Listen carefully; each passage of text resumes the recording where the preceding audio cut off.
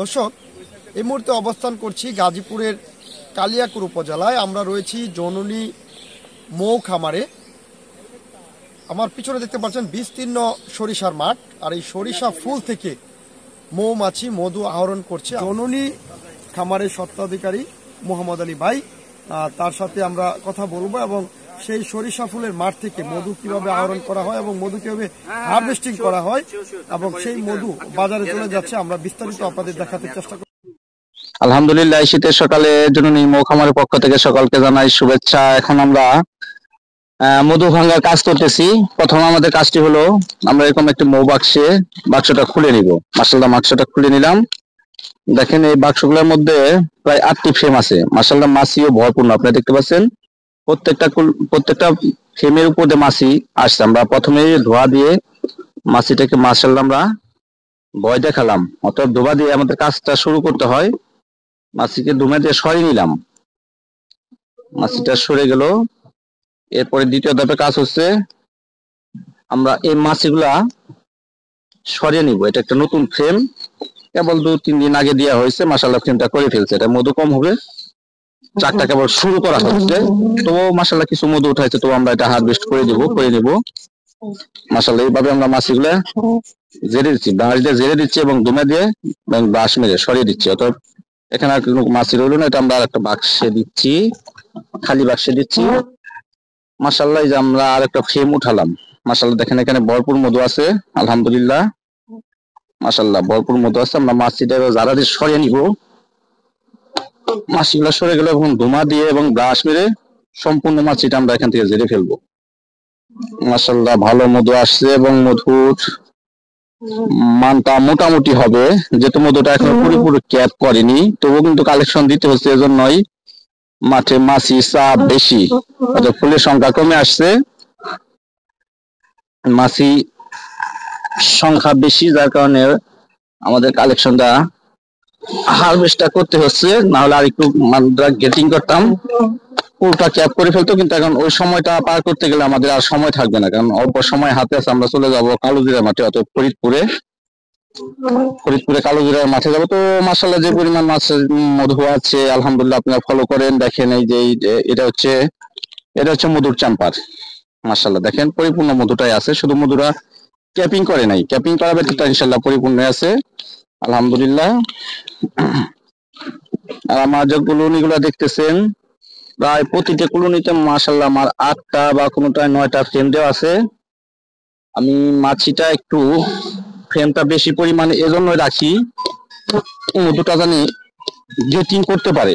Grating মধুটা harvest করতে সক্ষম ছিলাম। আমাদের সময় ছিল হাতে, পরিপূর্ণ ফুল ছিল মাঠে পরিপূর্ণ সময় ছিল, ফুলের সোর্স ছিল। তবুও ইনশাআল্লাহ দেখেন যে ক্যাপ শুরু করে দিছে, হালকা হালকা কিছু ক্যাপ শুরু করে দিছে। মাশাআল্লাহ, ভালো মধুই আছে আলহামদুলিল্লাহ।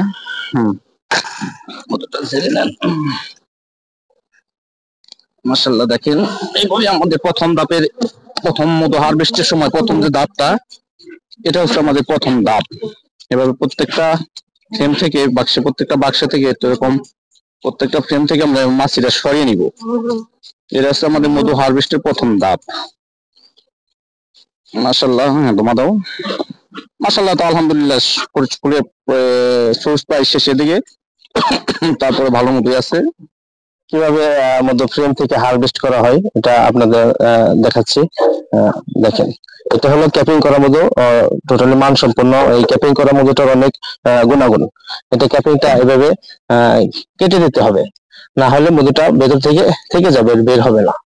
এভাবে কেটে দিয়ে তারপর আমরা হারভেস্ট মেশিনে করবো। আচ্ছা, এই যে এটার নাম এগুলো বাচ্চা, এটা তো মৌমাছির বাচ্চা। হ্যাঁ হ্যাঁ হ্যাঁ, দেখেন এই তো আমি মেশিনে ঢোকাচ্ছি এটা। তো এটাকে এভাবে ঘোরাইলে মধুটা ছিটকে পড়ে যাবে। ঘোরাইলে মধুটা ফ্রেমের ভেতরে যতটুকু মধু আছে সব ছিটকে পড়ে যাবে বাতাসের চাপে। অলরেডি আমাদের পড়ে গেছে মধু, এক পাশে যাচ্ছিল। আবার ফ্রেমটা উল্টে দিতে হয়, অলরেডি পড়ে গেছে সব। চেনটা উল্টা করে দিয়ে আবার এই পাশ থেকে আবার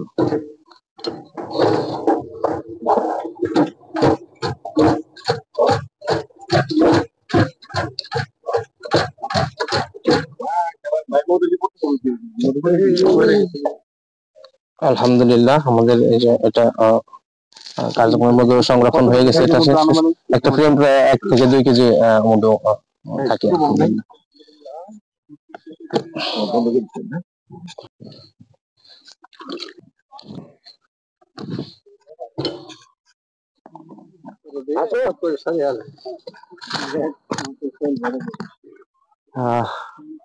আলহামদুলিল্লাহ আমরা সরিষা ফুলের মাঠে এসেছি এবং মৌমাছির সেই আহরণ করা মধু, সরিষার মাঠ থেকে যে মধুটা পাওয়া গেছে সেটা আমরা এখন টেস্ট করব।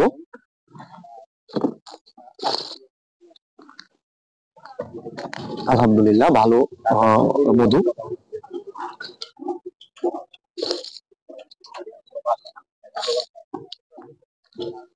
সরাসরি আসলে এরকম এই সরিষা ফুলের মাঠ থেকে যে মৌমাছির যে মধু সংগ্রহ এবং মধু হারভেস্ট চলছে, কলিন থেকে ফ্রেম থেকে কিন্তু মধু হারভেস্ট করা হচ্ছে।